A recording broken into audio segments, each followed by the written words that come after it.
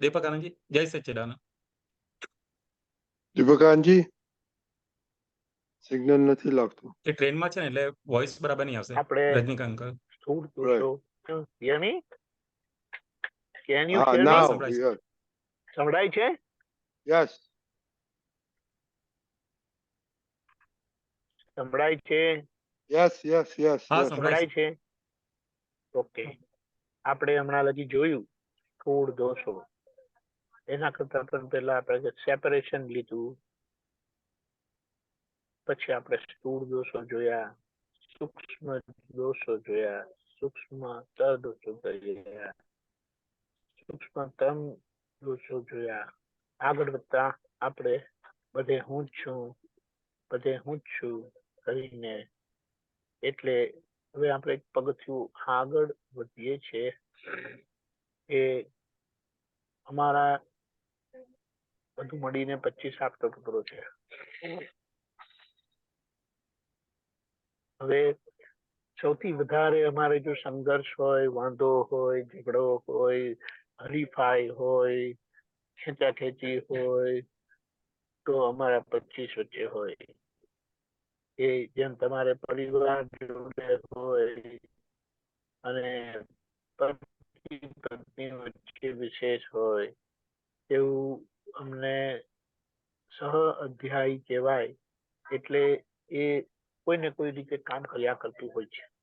એટલે અહીંયા જેમ હમણાં આપણે 25 વખત હું શુદ્ધાત્મા છું કરીને બોલ્યા, તો એ 25 આપતપુત્રોને મેં લક્ષમાં રાખીને પોતાને પહેલું નંબર 1 અને એવી રીતે કર્યું. એટલે હવે આજે આપણે પુરુષાર્થની ભૂમિકામાં એમ કહીશું કે દાખલો આપું છું. એક્સક્યુઝ મી રજની દાદા, મને જો રજની દાદા નહીં ગમતા હોય તો હું શું કરીશ? તો એમને બે દ્રષ્ટિથી જોઈશ. વ્યવહાર દ્રષ્ટિથી રજની દાદા, નીચે દ્રષ્ટિથી શુદ્ધાત્મા છું, અને આગળ હું રજની દાદા જેવો જ શુદ્ધાત્મા છું. હું રજની દાદા જેવો જ શુદ્ધાત્મા છું.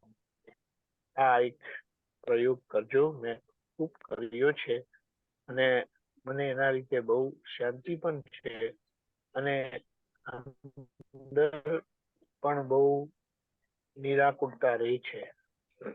અને આ જોયું કે મારા તરફથી મને જે બધા આડાઅવળા સ્પંદનો જતા હતા ને, એ બહુ સારી રીતે બંધ થયા. અને આની સાથે હું બીજી એક વાત પણ જે છોકરાઓને કરી છે કે આપણને આ પરિણામ જોઈએ છે તો આપણો નિશ્ચય ને એટલું બધું કામ કરે છે, પણ આપણું પૂતગલ જે આજે આપણને સાથ નથી આપતું, પૂતગલ સાથ નથી આપતું, એટલે આપણે જાણીએ છીએ કે મન, વાણી, કાયની એકતા નથી ને, એ બહુ આડે આવે છે. એટલે આપણે કરવું છે પણ થતું નથી. અને એમાં જે આપણી બહુ જૂની પદ્ધતિ હતી, કાન પકડીને ઉઠબેસ કરવાની, છોકરાઓને, બાળકોને અમે એને થોપું કરણમ કે થોપું એટલે માથું, થોપું કરણમ કરીને કહે છે. એ જેટલા લોકો કરી શકતા હોય ને તો એ તમે રાખજો. એટલે આપણે 3 સ્ટેપ પર આપણે લઈએ છીએ. પહેલા બે દ્રષ્ટિથી જોવાનું, બીજું હું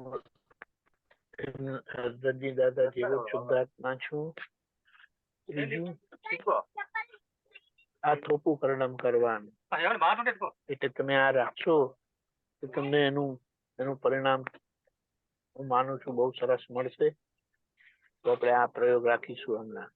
બધાને ખ્યાલ આવી ગયો? તો ક્વિક પ્રશ્ન કોઈને પૂછવો હોય તો પૂછી લો, બાકી મેટર વેરી ક્લિયર છે.